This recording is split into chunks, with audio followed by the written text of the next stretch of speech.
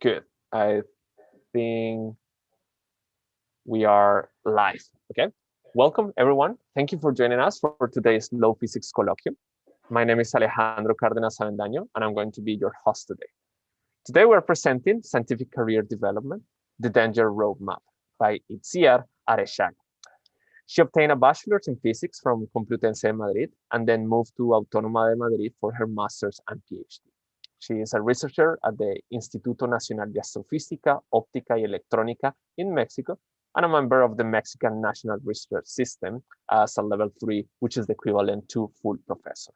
Professor Aretxaga is currently the director of the International Schools for Young Astronomers, which is the long tradition graduate school program of the International Astronomical Union, which is now also co-sponsored by the Norwegian Academy of Science and Letters. Although she's a specialist in galaxy formation and evolution, with more than 100 papers in very good journals, today she's going to talk about the typical career path of a researcher in physics. So remember that you can ask questions over email, through our YouTube channel or Twitter, and then the questions will be read at the end of her talk. Now, without further ado, we will turn time over to Itziar. Thanks for joining us. Hello, hello everybody. Thank you, Alejandro, for that introduction. I'm going to take the screen and start sharing a presentation that will help me just conduct some thoughts on this topic, this important topic on career development and what expectations and dangers there are ahead for you guys that are starting your careers. So, before I do that, I would like to just mention, Alejandro already said that, these thoughts, I mean, this presentation really spurs from some workshops that we have developed for the International School for Young Astronomers. I'm the director of that program. This is a program that has had more than 50 years of existence within the realm of the International Astronomical Union, that, as many of you will know, is the professional body, the international professional body of astronomy. And there are many, many students that have gone through the program and many lecturers that we basically draw from all over the world to lecture in this program. So within this program, we have a 10-hour workshop in different modules that we give on career development. Clearly, we are not going to do that in the hour that we have allotted today, but I'm going to give you a flavor, at least, of some of the initial thoughts on how to build your career. So this is just an elementary sketch of what a career in science might be. I imagine most of you are in these areas here. Either you're a graduate university student, or you are postdocs, or maybe you have landed your first tenure track job. And you already have, for those that are already advanced in their careers, you already have a view of what lies ahead. Typically, when you start graduate school, you believe on a very linear path, and many PhD students and graduate students in general have in mind developing an academic career. And their track looks a little bit like this. You are a graduate university student, you graduate, you find a postdoc, you find a second postdoc, maybe a third postdoc, until you have a tenure track type of job. You become an academic at a university, and then you just climb the ladder in that university until you become a full professor. And maybe, because from the full professors, normally directors are selected, maybe you become the director of that institution. Now, that's a very idealized track, and in reality, there are a lot of side tracks that you can take in order to advance your career. And this is very important to keep in mind so that you are not close to other options. Now, in astronomy, we have the parallel academic track that is linked to the observatories. For physicists, that might be just the very general infrastructure, which is like service to a larger community. It could be CERN, it could be just a big computer facility. And there are jobs that basically allow you to do research and keep on moving on your career, on your research career path. Now, there is a lot of permeability between this first column that I have in my presentation. I cannot see my cursor. Here it is. This first column that I have in my presentation, and the second column that I have in my presentation, which is basically linked to the service in the big facilities. In order to just keep advancing on these two columns, and you probably already know this, I know many of you are not working in your own countries. You have to be very prepared to move, prepared to just take a job in another country, to take everything with you, your family, your photos, all your personal belongings, and just go somewhere else in order to push your career forward. And that not always is possible. And so it is also important to keep in mind that there is a third column of career development that goes outside of academia, and that it is always there, and that your skills that you are creating through your academic development actually are skills that will be used and actually are very well received elsewhere.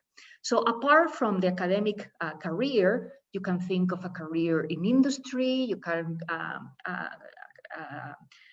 think of creating your own company, maybe actually just going into teaching a university that does not require to do research, or even working for governmental bodies that employ PhDs. So again, this is something that it is important always to keep in mind, because our dreams are not always realized, and our ideal career path might not be there for us to take, and we might have to just take side tracks. And that's actually something good, because from there you will get new experiences, and sometimes you actually will go back into the standard academic career path. There is a lot of permeability between the first and the second column.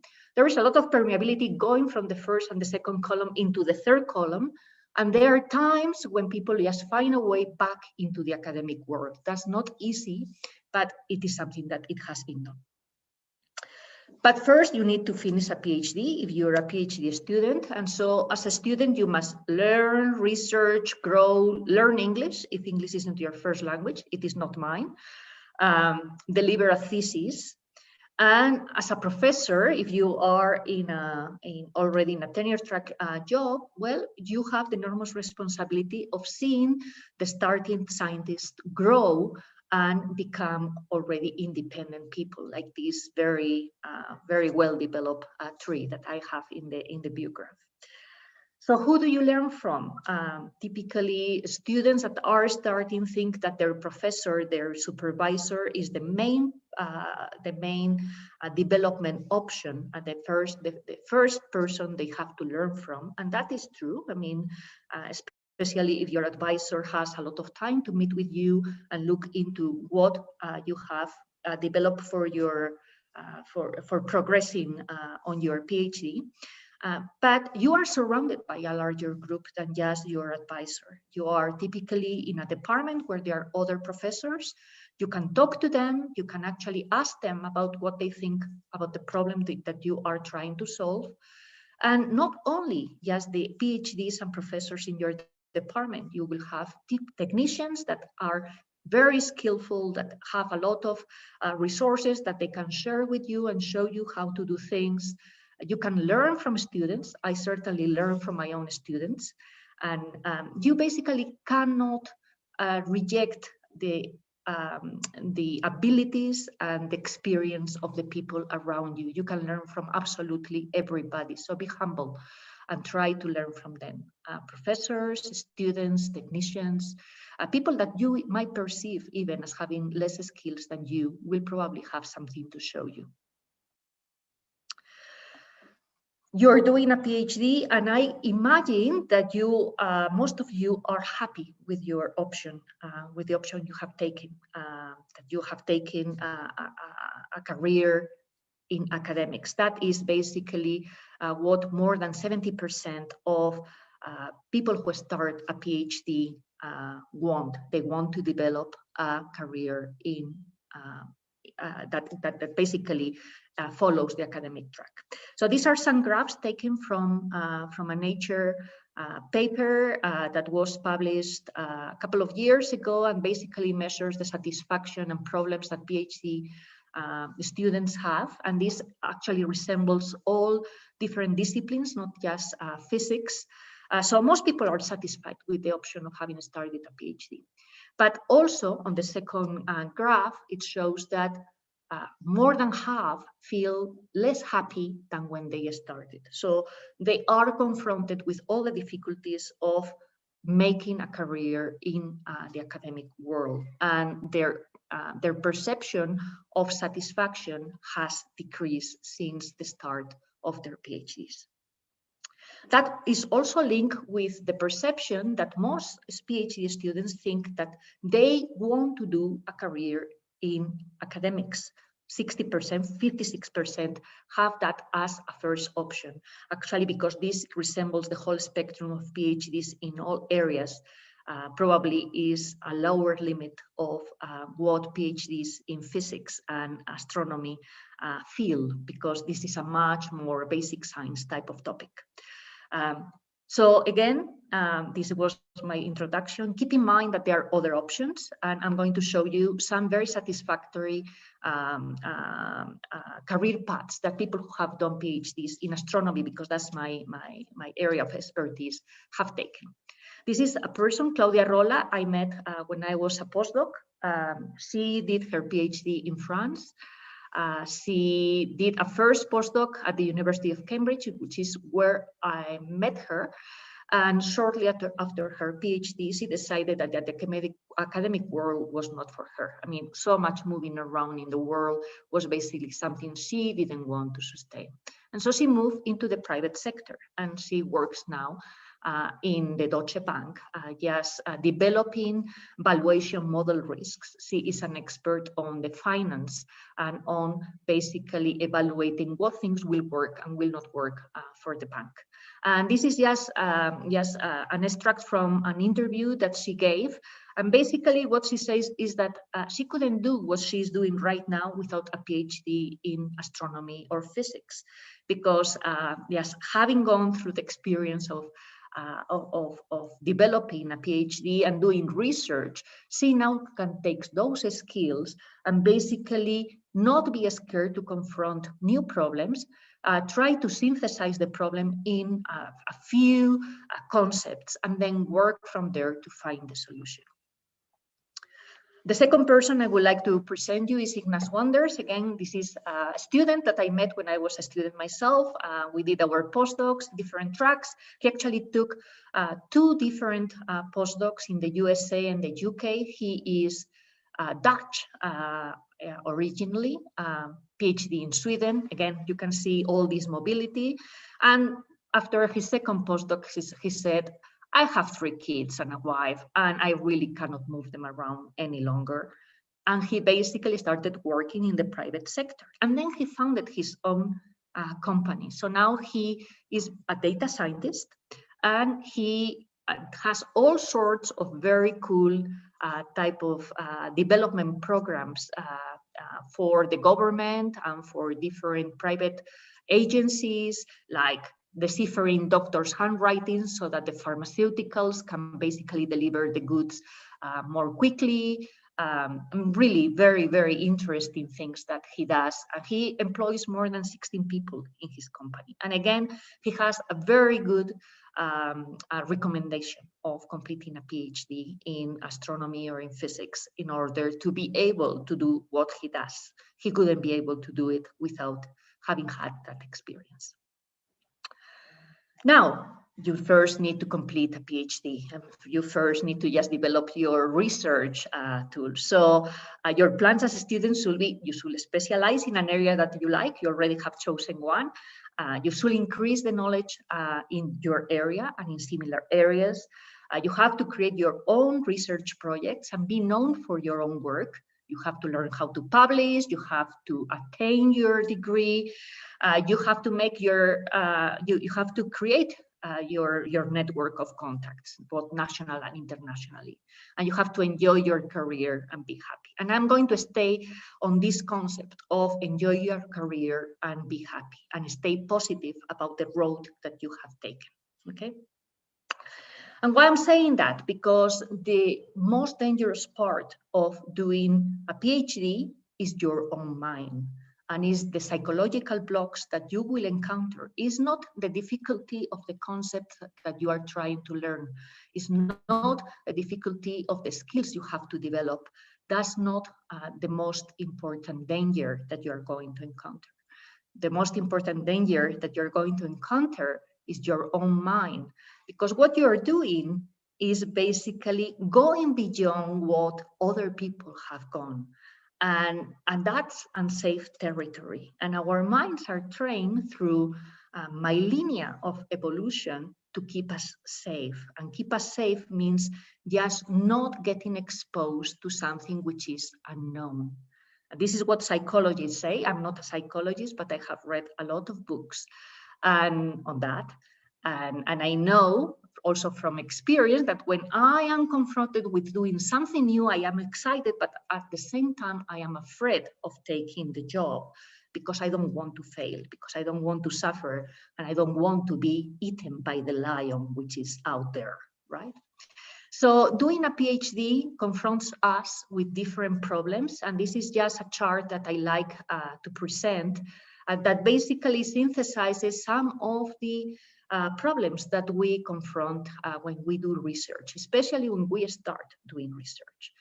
We might suffer from the imposter syndrome. We will go into that a little bit next in the next view graph. Sometimes it's the first time that we fail at doing what we are given as a task. I mean, we excel at university in problem solving, but when we are given an open problem in doing a PhD, then we start seeing our own failings. There is this sense that you need to be present in your job, you need to be present in the internet, you need to be present replying to emails, you need to deliver immediately when you are asked something. This is the presenteeism type of problem. You develop a relationship with your supervisor and with your colleagues, and relationships which last for years can be tough because we're human beings, and relationships are not always easy. There are no more tick boxes. This is an open problem. It's not like you have to go from A to B to C and your supervisor knows how to go from one to the other. You know you want a new result, but you don't know what result will be. So again, uncertainty comes into the equation. Most early career scientists have financial concerns because they are either on a grant or they are on a short job, a postdoc, and they need to look for the next job. And of course, that is another stressor. There is a very, very heavy competitive landscape. You all know it. You are all looking into the paper boxes to see whether your paper has been published by somebody else before you do. We are a community which is driven by the production of papers. That's how we measure our success. And this is something that we need to change, but papers are an important part of the equation, and you will probably feel the pressure to publish in order to find the next job. You are doing a PhD, is your own research, and therefore probably you feel isolated, and you will feel the guilt that if you are not just working on solving your problem and just delivering that thesis, well, you should be doing it. And there is the culture of acceptance that putting in a lot of hours is what the job takes. And that's again something that we need to change the culture. We are people, And we also need our own personal time to do other things, to take care of ourselves, of our families, and to do things that do not have to do with doing research. And all that is important as human beings. So let's go into the first concept, which is imposter syndrome.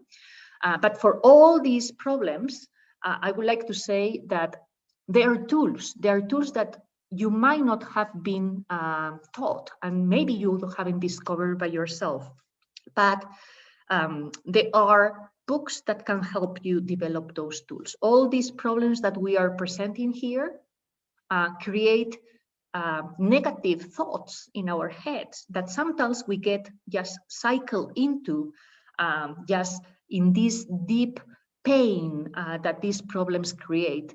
And we are not able to just click out of our circle of negative thoughts into looking into the problem from a different perspective. And this is what psychologists specialize on. And this is a couple of books that I really love and I like to recommend. And they are books for everyday little dissatisfactions, which can be some of the problems that you can confront when you develop a PhD. Nobody is denying that there are people with true illnesses, psychological and mental illnesses, and those require the intervention of a professional. But for everyday injuries, as it is called the first book, Practical Strategies for Treating Failure, Rejection, Guilt, other everyday psychological injuries, your paper gets rejected.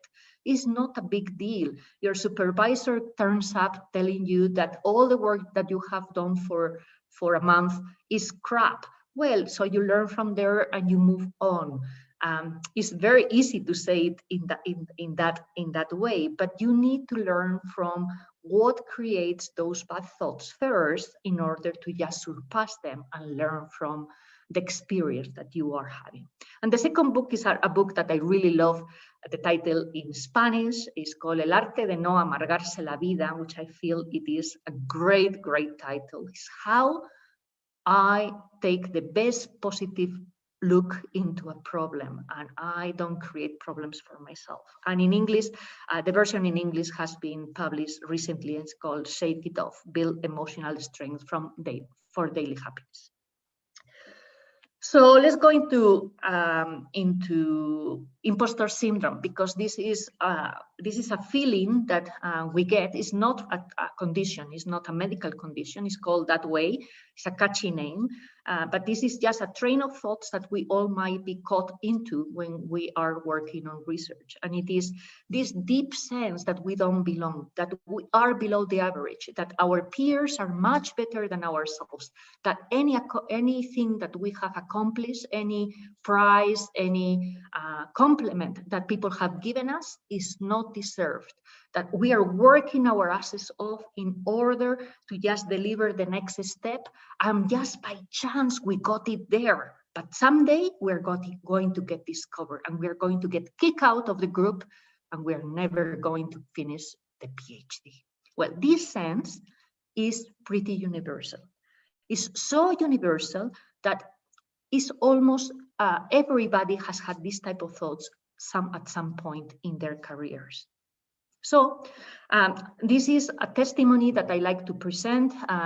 This is a train of tweets that I read by chance a couple of years ago by this Dr. Stephanie Hamilton. She had just finished her PhD, so she had this triumphal type of tweet. He said, "I'm Stephanie and I suffer from major depressive disorder." Now, major depressive disorder is not just a train of bad thoughts. That's an illness. It's something that needs to be treated by professionals. And actually, you might be surprised that the PhD population is 6 times more likely to develop depressive disorder than the general population of your age. So the danger is there. And getting there might be, of course, because there are some neurological imbalances, which are difficult to control. And again, that needs to be assessed by professionals. But if you let your bad thoughts just get caught on you systematically and chronically, you can get there too. So this person suffered from imposter syndrome, from a deep believing that she didn't belong into doing her PhD. Her testimony can be read in Astrobytes.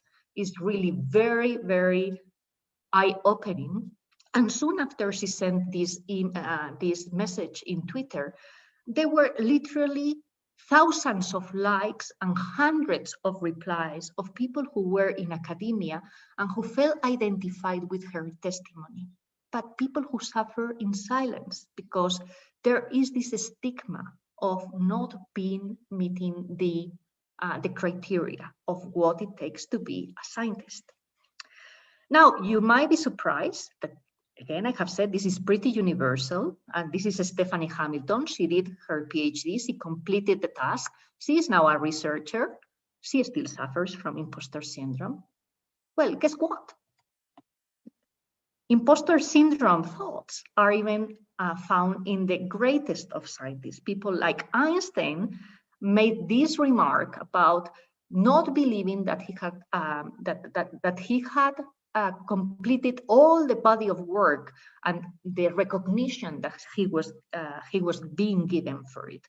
So if people like Einstein have this type of thoughts, how are we going not to have those thoughts, we mere mortal beings? So again, this is something that you might find yourself having this type of thoughts, and that there are techniques to just get out of them and just be more productive and not to suffer as much. There's this great book by a PhD in psychology, which is called The Secret Thoughts of Successful Women.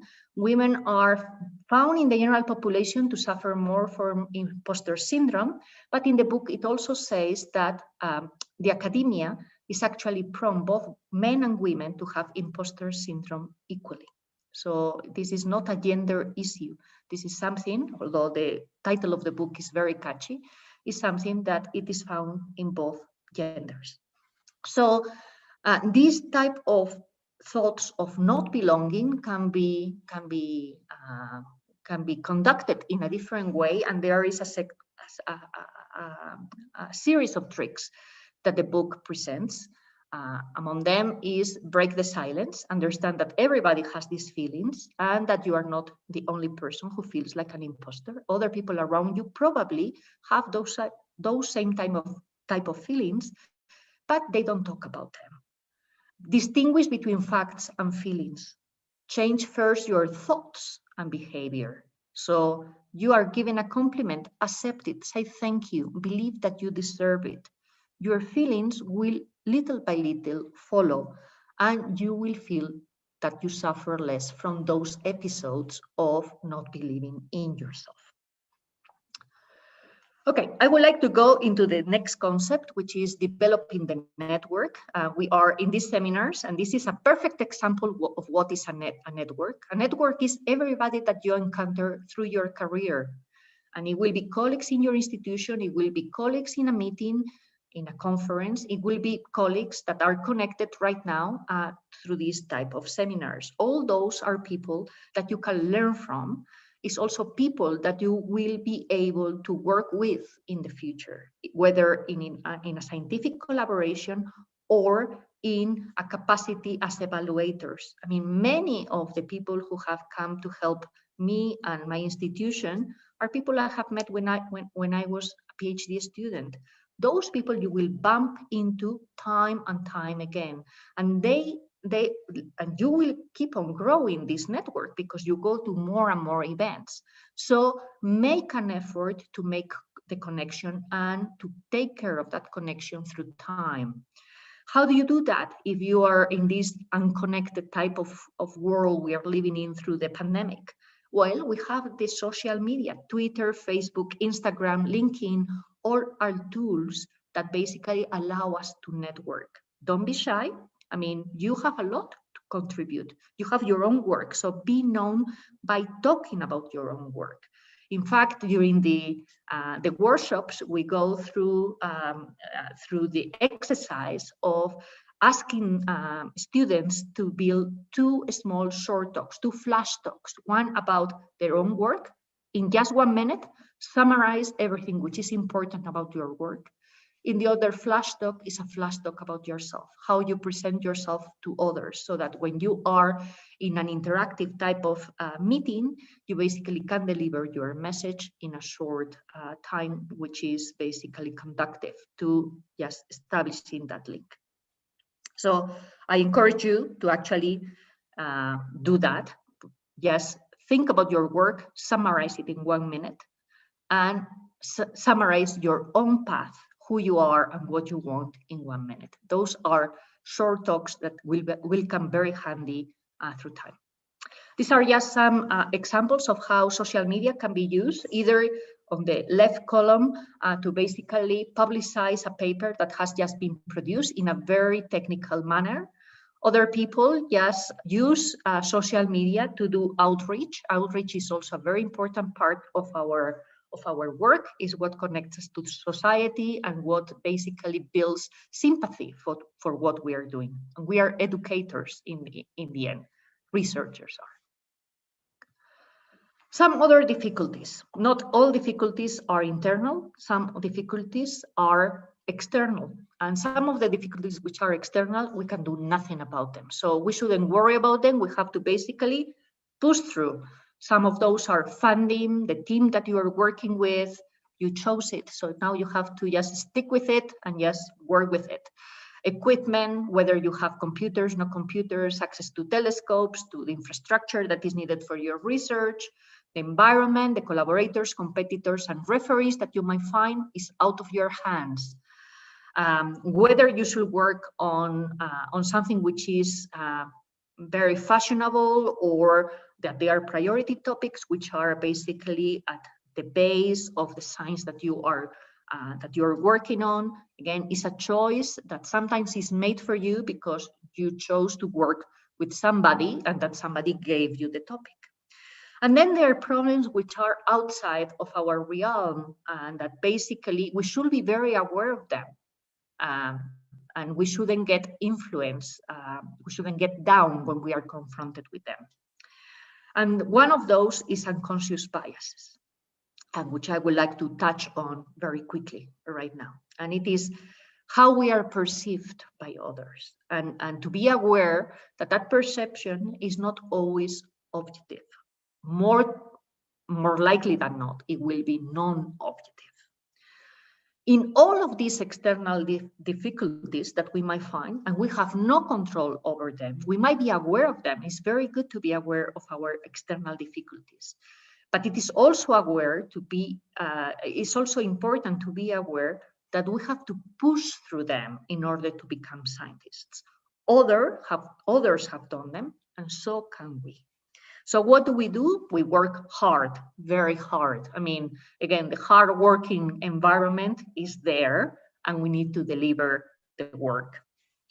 We have to work under a very strict ethical code. I mean, in science, we have this fantastic atmosphere where people trust that your word is true, and nobody asks for something to show that your word is true. So do not work against that concept, because you will suffer in the long run. So work always under a strict ethical code. If some ideas are not yours, acknowledge those that have given you those ideas. And ask yourself what your biases are, because you certainly will have biases. You will not be able to fight against the biases against you, but you can fight against the biases you have for other people. And analyze if, when they are at work, whether you can do something about them and work against them. So, unconscious biases. There are social stereotypes about certain groups of people that individuals form outside of their own conscious awareness. Everybody has them, and there are biases attached to gender, to age, to sexuality, to religion, to race, to anything that you can think about. And I invite you all to just visit this link in Harvard Implicit, because through some tests, which are basically, they will not ask you anything that for you to say yes, no, about whether you are biased or not, but they will measure whether you are biased or not for any of these topics that are here. The bias that it is best understood and more studied is the gender bias. And so I'm just going to give you an example of what I mean by that. This is a paper, a sociology paper that analyzed 312 letters for recommendation letters for candidates, PhD candidates that are trying to look for their first job. Well, the letters for women were shorter, less focused on candidates' record or accomplishment, and the numbers you have them here at the bottom table. They were twice as likely to have gender terms like intelligent young lady, insightful woman, and not so much on the superlative adjectives that we like to just flavor those people that we admire, like excellent, superb, outstanding. Those were much more likely to be found in the letters for men. And the study suggests that women's success is more associated with effort, whereas men's success is more associated with ability. Now, this study that is just very focused on gender could have been done on race, could have been done on precedent, on place of birth, on religion, on whatever. And there is always the prevalence that the dominant group within an activity is perceived as the person or as the people who deserve this credit for brilliance. And the less dominant group, the minority, whether it is women in science, I mean, we are half of the population, but we are a minority within scientists, or it is a certain ethnical background, is actually perceived as the hard workers, but not necessarily as the brilliant people. There are other studies, there are many studies about this issue, and I invite you to just look at the literature. There is this issue in Nature just devoted to women's work, and there are other studies that you will find in the academic agencies in your own countries, because this is a problem that has been well studied and is still a problem, and is still something that countries and agencies are trying to find a solution for. So this is a different study, again, psychology, CV, sent for evaluation for either entry level in a university as a professor or tenure level. And it's always the case with the same CV, but different names, one male, one female, clearly, significantly more likely to hire Brian at entry level, although it is exactly the same CV, and at tenure level, equally likely to hire any of them, but more caution, more cautionary remarks about the CV of the woman. So this is what it is out there, what you will confront, whether it is fair or not. There are solutions that are being tried, like these double-blind searches that sometimes work, sometimes don't work. Sometimes they cannot work because the way that we do searches for hiring cannot work with double-blind searches in science. But these are issues that you will confront, whether you like it or not. So I would like to just close my talk by the last concept, which is keep dreaming. And this is a couple of thoughts that have accompanied me through my career, and I would like to leave you with them. The first one is a statement by Confucius, and it says it's about dreaming and dreaming big dreams, because if you don't have big dreams, you will go nowhere. And it says, if you aim high, maybe you can get a general result. If you aim at a general result, maybe you get a lower grade result. But if you aim at the lowest position, I mean, if you just don't have big dreams, you may get nothing. So keep on dreaming big. But at the same time, be aware that your mind can actually not help you in that path. So this is another quote from Epictetus, a great philosopher of the ancient Greece, and he says, "We are not disturbed by what happens to us, but by our thoughts about what happens to us." And this is my warning about keeping an eye on what you are telling to yourself, and identify those loops of bad thoughts, and identify that this is something your mind is doing to you that you can control, and you have the key at your hand to unlock those bad thoughts and let your dreams come true. So thank you for the attention, and thank you for the invitation.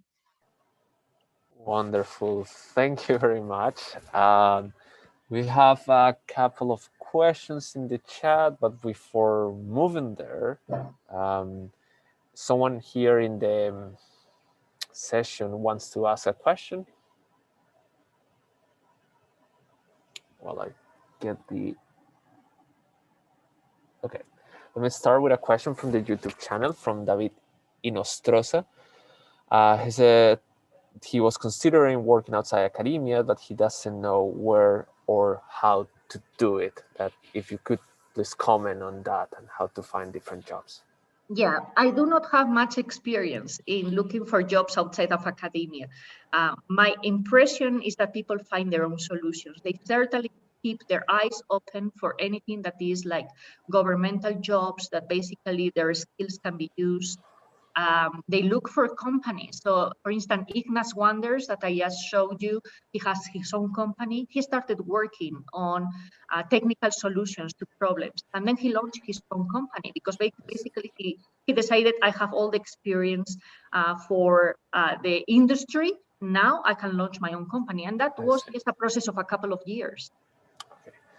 Thank you. And then there's another question in the YouTube channel saying, like, from Sabora Samani, I just finished my master's degree and I don't feel good to talk to a professor. I'm afraid maybe that person thinks that I mean to choose me as their PhD student.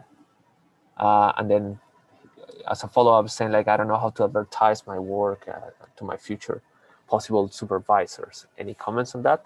Yes, well, you keep better at the job because you start just with something, and then you make it better when you confront how people react to what you have presented. So again, my advice, just look at your work and try to summarize it in 1 minute. This is a very tough exercise, but it's something that you need to do, and you will be able to use that tool for many different occasions. You go to interview with somebody, you don't have half an hour to explain to them everything that you have done in your master's. You can summarize it very concisely. And then if you catch their interest, there will be a dialogue and you can expand on it.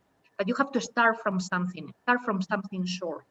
Now, you know, professors, sometimes we are not the best of people at being receptive because we are overworked. We have many things, we have many students, we have many people who want to talk to us. So just try as many people as you can. I mean, you will find somebody who is receptive. I mean, the other thing is that we are aware you guys are the future. And so you will find a professor who it might not be the first one in your list. Don't think badly about them either. I mean, we are not God. I mean, we are dealing with stress as well. So, so just keep on trying. Thank you. And there's another question saying, like, how much does the graduate school where we study could shape our career? What happens if we study in a low-ranked university and then pursue a postdoc position in a higher-level place? Well, you know, when you are in PhD school, certainly choosing the best PhD school you can go to is a good thing. You have a better starting point.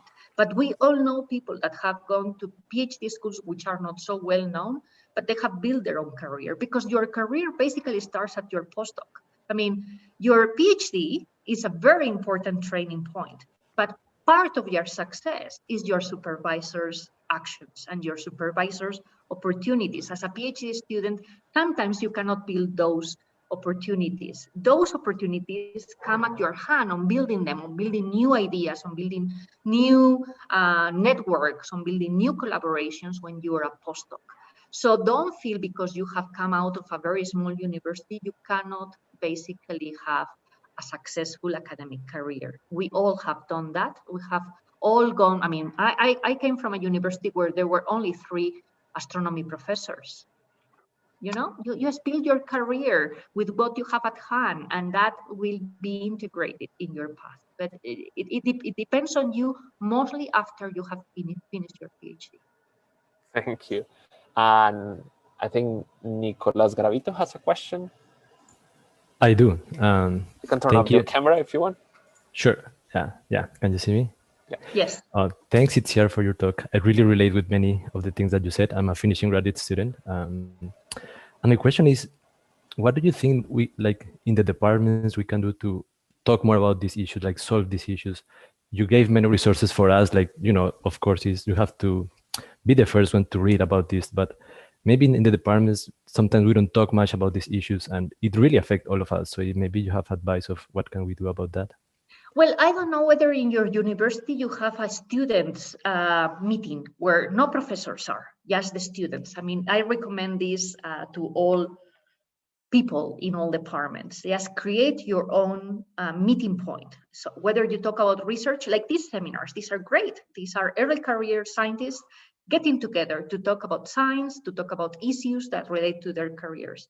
You can do exactly the same in your university. Not everybody you talk to will be receptive. Not everybody will have gone through these issues and just feel that they can freely talk about them, because we have the perception that if we talk about issues which basically talk about our suffering or about how do we balance private life and professional life, we will be perceived as a weaker player in the team. And that's wrong. I mean, it's very, very wrong. It's something which we should fight, the culture that is already established in our universities and in the international arena. We are people. And so I will recommend you find a support group with your peers first. And then if there is a representative for the students and for the academia, just to take care of the students, normally there is somebody who basically is in charge of the program, of the PhD program.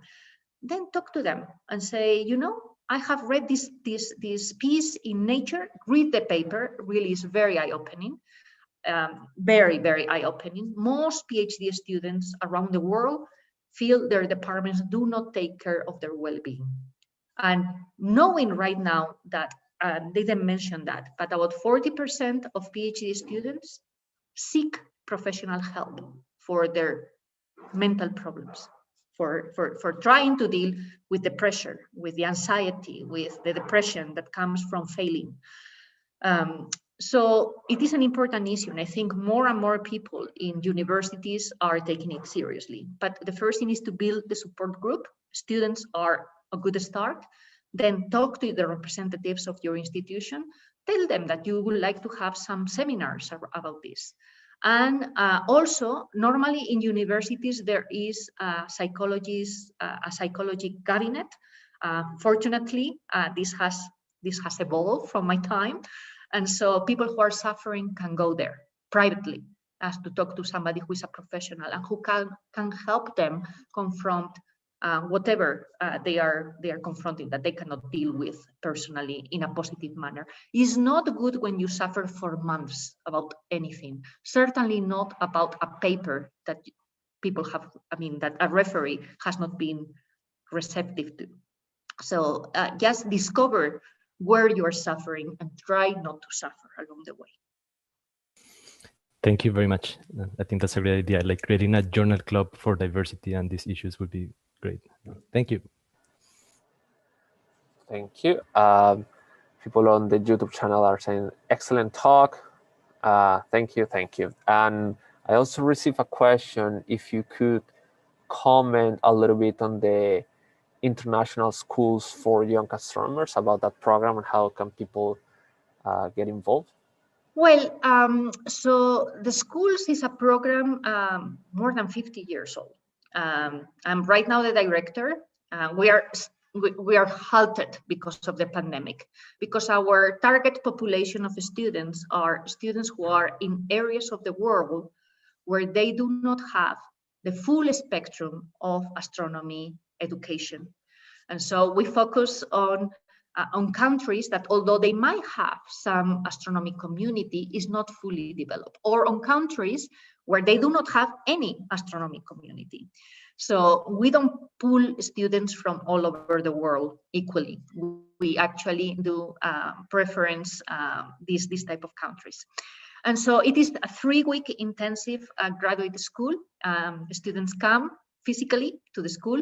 Lecturers are brought from all over the world, and they are experts on their areas. And this is basically targeted to entry graduate students, so masters or first few years of PhDs. And we give them 3 weeks of very intensive work. I am well known for being just an overworker, despite everything that I have said in this presentation, but it is our 3 weeks of just being able to interact. It's not all academic courses. We have activities and we have practice and we use telescopes and we give them problems and they have to solve them, but it is long hours of work. And so people who come through this program, they have a different flavor afterwards of what it is to do research. And also they have created a network. And this is one of the most important things of the program. We just become like a family, both lecturers and students, although for a very short time, very intensive work. And then the links last. So there is a call for students. Typically, we do 1 or 2 schools per year. Again, last year we didn't do any. This year, we don't know if we will be able to do 1 at the end of the year. We're still considering it. This is something that we have decided we cannot do online because the facilities for the countries we are targeting are not such that can be done. And also, we will fail to do the networking in the same way that we like to do it. But you will see if you follow the IAU, the International Astronomical Union, on any of the networks, you will see announcements for these type of schools, and you are welcome to apply to them. They are very selective. We typically have a turnout ratio of 1 to 5, so we select 1 out of 5 students, because there are many people who would like to come to the schools, but we cannot have more than 30 to 50 students per school. Thank you. We're doing our best, so just apply. Cool. Thank you. Roberto, you have a question? Yes, I have a question for Itziar. First of all, it's super nice, the colloquium, excellent talk. I mean, I guess many of the audience of the law physics will be very impressed and very like to also watch it again, the colloquium. So my question is kind of related to, because at some point you were mentioned that there are some external factors and some internal factors that everybody that is following a career in science will have to deal. But is any way how to identify in a better way these 2 factors? Because yes, many people will think that some internal factor is indeed external factor also. Because yeah, I don't know if you can comment about that. I think how to get some, because after that, when let's say when one's followed already the path, can identify, but when one is forming, it's when one is a student, it's very hard to distinguish these 2 aspects. Well, look, any suffering is in our minds. This is what psychologists tell us. I mean, this is a discovery for me. I was not born with this knowledge. This is something that I have learned. Anything we suffer about is in our minds. I mean, external factors are there, and we might change some of them, and some others we might not be able to change. But if we are suffering, it's because we let our minds just run wild. And so how do you identify between the 2? I mean, normally it's a mixture of the 2. You don't want your paper to be rejected. I mean, this is an external factor. Somebody has decided your research doesn't meet the standards, and you need to work harder at replying to somebody who didn't understand what you already said in the first place, and you're mad, right? But being mad is your responsibility. Being mad is your responsibility. Being low because you fail at whatever task is your responsibility. It's an internal factor. The feelings are feelings. I mean, we certainly have them, but just getting into a train of bad thoughts that basically pull us into inaction, that's our responsibility. And we all should be aware of that if we suffer, if we are in an immobility type of situation, we can come out of it, but we need to use tools to just get out of that. And there are tools out there. If we don't know them, we can learn about them. It's not too late just to start using them. I don't know whether I replied to your question, but this is my thoughts. No, yeah. It's very, it's the kind of the aspect that I was trying to ask. So just a very few questions, or another question, Alejandro, if I may have the time. Yes, of course. So also you mentioned in your talk that there are many skills that the student has to build during the career, that usually the university, we try to focus only in the hard type of skill, like learning and learn how to do stuff, but not the soft skill type. Is there any way that for a student to improve that part, the soft skill? Because at the end we realize that after that, soft skills are, let's say, a little bit more important than the hard skills. Can you give me a little bit of an example of what you talk about soft skills? Is like presentations? So skills like to learn how to address people, how to present themselves, how to interact with the peers, because this stuff with how to create collaboration, because many students are very introvert, usually in science, like in physics, they tend to be very introvert, and they don't want to share, for the same aspect that you said, that if you share something that is internal of you, you feel like you're weak with respect with your peers, and at the end your peers are going to be your competitors for positions. The other thing is that when it is internal problems, you have to learn who to rely on. You cannot rely just on everybody. I mean, one cannot just go through the world with their heart open, because certainly you're going to be a target. But at the same time, you need to just find your support group. And those can be your family, your very close friends, your colleagues that are close and are going through the same experience that you are going to. How can a student improve? You know, if your university is not giving you the tools or giving you the workshops that in which you need to develop that, you can ask for them. Just go, just knock on doors, just say, we would like to learn more about how to write papers. We would like to learn more about how to make good presentations. And even if the university doesn't provide them, if you create a group of students that have the same type of problems, maybe you can organize it. You say, okay, let's just organize, we're going to give talks, and we are going to basically give ourselves feedback on what we like, what we didn't like, how we will improve these. Maybe you can just call one or two sympathetic professors to just get into the room as well and give you feedback. And you just learn by doing. I mean, some of these soft skills are just learned by doing. It's not like I give you a lecture and I give you 5 points and off you go, and now you're a master on giving talks. No, you have to practice, and you will learn how well you do with what you have at hand. We each are different. We express ourselves differently. We like doing things differently as well. There are people who practice 1,000 times a talk. I never practice a talk. I mean, I used to when I was a student, but now I just go and give the talk. I mean, however it comes out, right? And I have learned that I have my tricks in order to do that, but because I have a certain way of working, and other people will work in a different way. But if you are a professor, so just think about that. Talk to your colleagues, tell them, I think that we should do more workshops to help our students develop soft skills. Your students will love it. And certainly they will benefit from it, both for doing research and for afterwards. If they decide not to do research and take a different track, a different professional track, those are things that will be very handy. Thank you. Thank you. Okay, thank you everyone for attending this wonderful colloquium. Stay tuned over social media and in our webpage to the following talks. I want to thank also Luisa Cardona for being the link between us and this wonderful colloquium.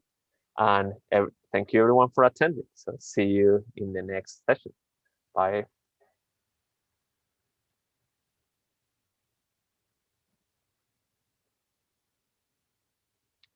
Okay, we are not live. Good.